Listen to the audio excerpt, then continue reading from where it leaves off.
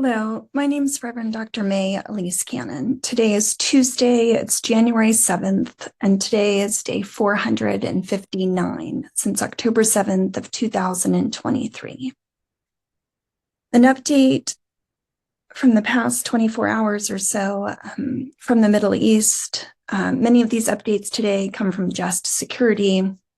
The Israeli military left the South Lebanese town of Naqoura. I mentioned this yesterday. As the Israeli military withdrew, we were told by the U.S. envoy, Amos Hochstein, that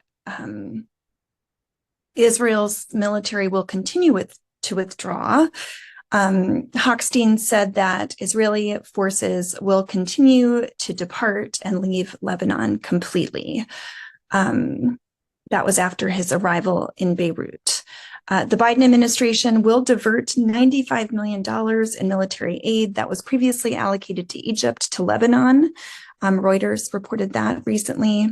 And related to Syria, Iranian forces have largely withdrawn from Syria after the Assad regime collapsed, which means that there is a major land bridge that's been lost between Hezbollah and Syria. So we've talked about that before. Weapons are being passed from Syria, from Iran across Syria to Hezbollah in Lebanon. That has been acknowledged by the US, European, and Arab officials. The U.S. Treasury Department yesterday issued a 6-month general license, which authorized certain types of transactions with the Syrian government. This included some energy sales, so certain sanctions have been lifted. The U.S. and other Western powers have said that they're willing to work with the new regime that's in Syria. And the International Committee of the Red Cross, the ICRC, plans to significantly expand its work in Syria beyond its initial $100 million program, its organization's president said yesterday. Turkey has also said they're ready to swiftly step in if Syria breaks up.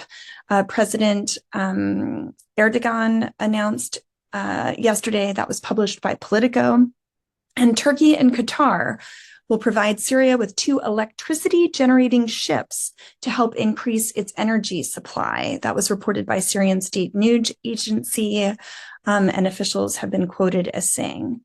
In relationship to the Israel-Hamas war, the UAE, the United Arab Emirates, has discussed with Israel and the US participating in a post-war administration in Gaza until a reformed Palestinian Authority might be able to take charge. While these conversations have been taking place in relationship to negotiations after there might be a ceasefire agreement in relationship to Gaza, Israel's Army radio announced today the goal of an ongoing military operation in North Gaza, speaking specifically of the areas of Jabalia, Beit Lahia, and Beit Hanun. That's lasted for over 3 months.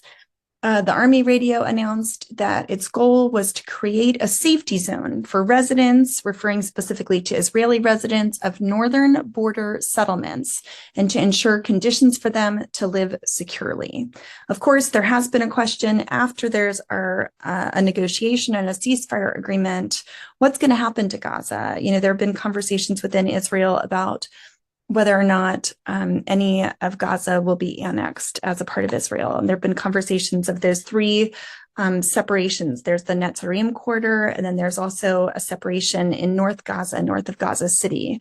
And when I was in Israel in late November, there was a conversation about a part of the Gaza territory possibly being annexed, that 3rd part north of Gaza City. So it's concerning to hear Israel's Army radio making an announcement like that.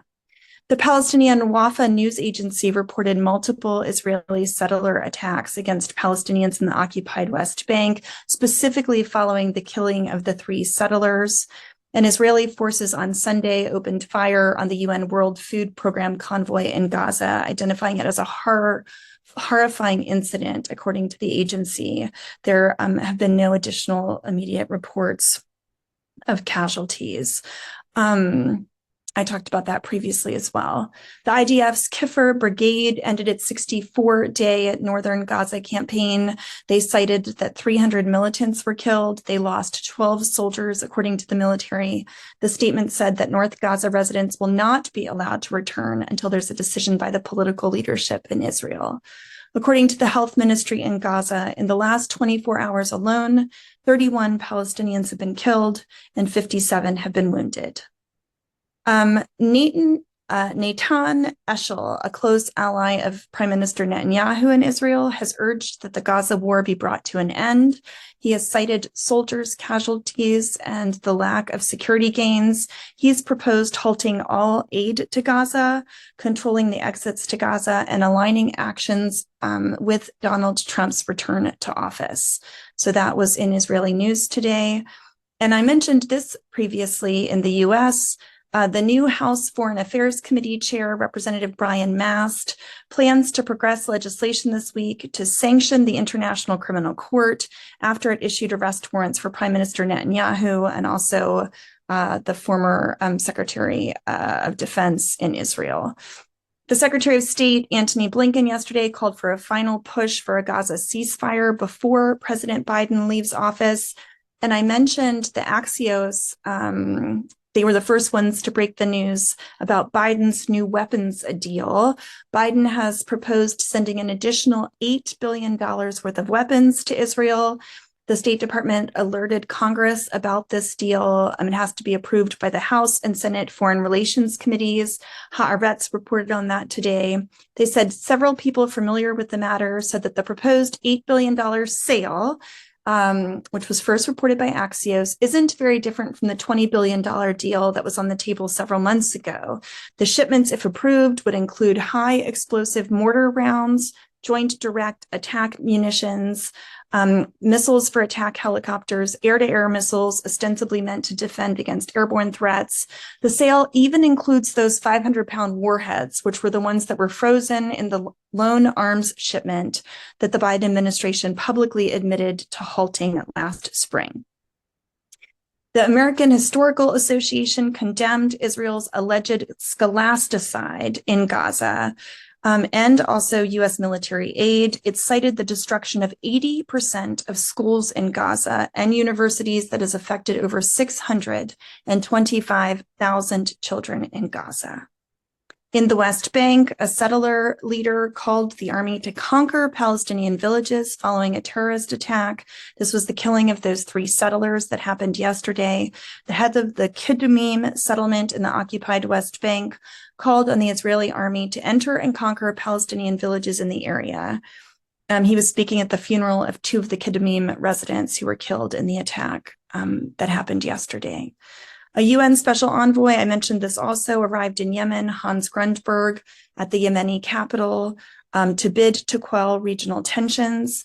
And in the U.S., outgoing Vice President Kamala Harris will meet with leaders in Manama, Bahrain on the 16th of January. This will be her final trip as the Vice President, where she will visit naval support activity in Bahrain and the headquarters of the U.S. Naval Forces Central Command and the U.S. Fifth Fleet.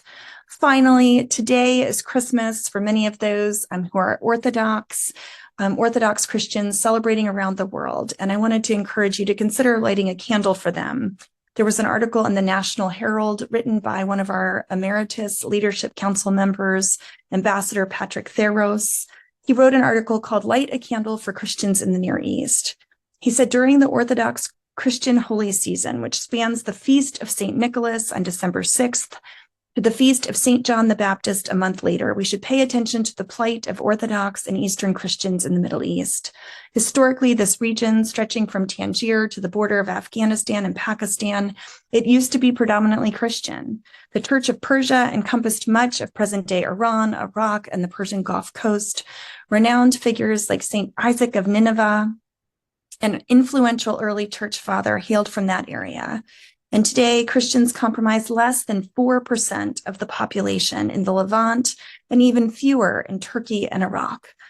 In fact, increasing pressure from religious fundamentalists, both Muslim and Jewish, threatens to erase these indigenous Christian communities entirely.